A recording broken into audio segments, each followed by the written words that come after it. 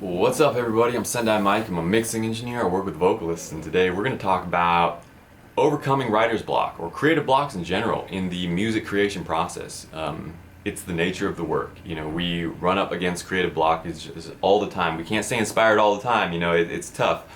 So we have to develop processes for working through those blockages that come when they come. And I'm going to go over 3 general best practices here for overcoming writer's block, whether you're beat making or writing, and I'm going to give some examples of how these can be applied to both the beat making and the songwriting process. So tip number 1 is a workflow thing. Changing your workflow can be hugely inspiring and give you a huge creative boost if you've been doing things a certain way for a long time. As artists, as we deepen into the practice of our respective crafts, a lot of times we tend to develop routines and patterns for starting things, and these routines and patterns are super important to allow us to create efficiently and without distraction, but it can sometimes lock us in. So if you're feeling blocked creatively when you sit down to write or when you sit down to start making a beat, a really great way to overcome that blockage is to just do things differently, start things differently. Some of the biggest leaps and bounds I've made creatively and really leveled up when I was beat making came every time that I changed software. So if you have another DAW that you don't use too often, try opening it up and seeing what happens. If you always sample, try writing some MIDI just to start things off. And if you always write your own melodies, maybe try starting from a sample and see where it takes you. If you're writing, and if you always write on your phone, maybe just try starting writing on some paper, see where that takes you. There's really the fundamental concept here is just to start things in a different way than you normally would. And this can often lead to new sorts of creativity and take your song in a new direction just based on a different starting point. Tip number 2 is reference tracks. Using reference tracks, whether you're beat making or writing, can be a huge boost to get the track started. If you so say if you're making a beat and you're stuck and nothing's coming, everything's sounding a little wonky, try listening to one of your favorite songs, your favorite beats, your favorite instrumentals, and try to copy it exactly.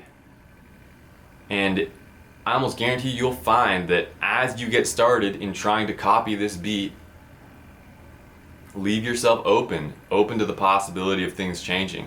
And so you start by trying to copy, and then you let it take its own form as you continue, because maybe you work out some patterns that maybe you wouldn't normally work with, and that leads to a new type of bass line, that leads to a new melody, and before you know it, you got a brand new song that has nothing to do with the track that you originally started copying. But it's a great starting place when you're feeling stuck at the beginning. Same thing goes for writing. If you're listening to a beat and nothing's coming, maybe go listen to some of your favorite songs. Maybe start by copying your favorite hook or your favorite flow from one of your favorite artists, and copy that at first in your own words, and then see how it develops. Allow yourself to be open to this developing and changing, and ideally by the time you're done, you're going to have something entirely new. And the key here, is we just want to start by referencing. It's about getting things flowing. It's about using the reference track as a catalyst for creating something brand new. So tip number 3 is collaboration. Sometimes, especially if you're beat making, you've been spending a lot of time alone by yourself in your own head. And that's again, it's the nature of the work. We work solo a lot of times, but sometimes bringing in a collaborative effort can really help kickstart things. If you're feeling stuck, and you're rapping, it's a great exercise. I highly recommend it to write with other people in the room, and then you can play off one another. Same thing with beat making, and I know collaborative beat making can be tricky depending on your tendencies as a producer, but sometimes it's as simple as just getting some drum stems from the homie, or getting some synth leads or anything. Just collaborating with other producers can really help kickstart the creative process. So those are 3 tips that you can use to overcome writer's block, overcome the creative blockages that may come up when you're creating. If you've got any tips for me, on how to keep things fresh, how to stay inspired, how to keep creating. I'd love to hear from you in the comments. I'm always looking for new workflows, new ways of creating. And until next time, be well.